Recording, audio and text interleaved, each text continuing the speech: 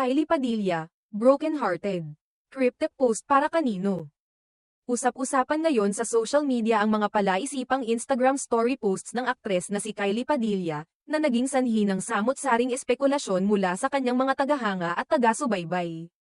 Sa kabila ng kanyang upcoming fantasy project na, Sanger, Encantadia Chronicles, kung saan gaganap siya bilang si Amihan, isang iconic na karakter sa Encantadia universe, kapansin-pansin ang hindi niya pagdalo sa inilunsad na media conference nitong Linggo, ika-8 ng Hunyo. Agad napansin ng publiko ang kanyang kawalan sa naturang event, lalo na't malaki ang papel na kanyang gagampanan.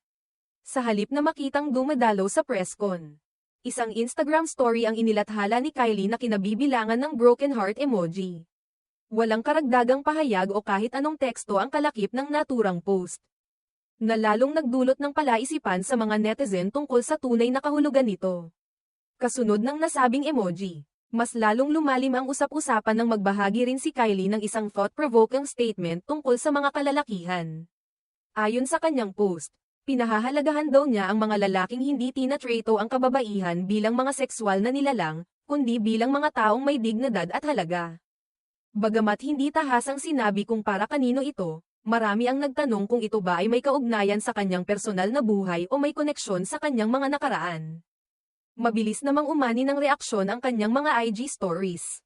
Marami sa kanyang followers ang nagsimulang magtanong kung may pinagdadaanan ba siya ngayon.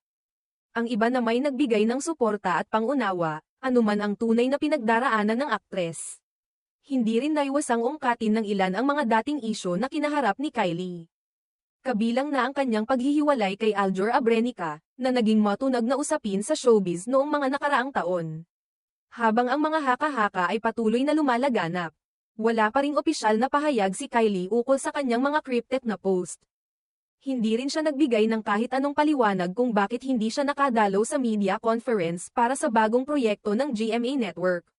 Hindi malinaw kung ito ay dahil sa personal na dahilan, health concern, o anumang isyong propesyonal. Sa kabila ng katahimikan ni Kylie, patuloy ang suporta ng kanyang mga tagahanga. Ang iba ay humihiling na sana ay nasa mabuting kalagayan siya at naglalaan lamang ng oras para sa kanyang sarili. Sa kabilang banda, may ilan ding nagsasabing maaaring ito ay bahagi lamang ng marketing strategy o personal expression ng aktres na hindi dapat gawing malaking issue. Ang Sanger, Encantadia Chronicles ay inaabangan ng maraming taga-subaybay ng GMA Network dahil ito ang bagong yugto ng popular na fantaserye. Kaya naman, ang hindi pagdalo ni Kylie sa event ay mas naging kapansin-pansin, lalo na't ang kanyang karakter ay isa sa mga sentro ng kwento.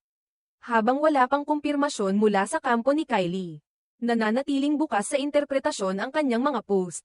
Patuloy ring nakaabang ang publiko sa mga susunod na hakbang ng aktres, kung siya ba ay magpapaliwanag o mananatiling tahimik tungkol sa mga isyong kumakalat sa social media.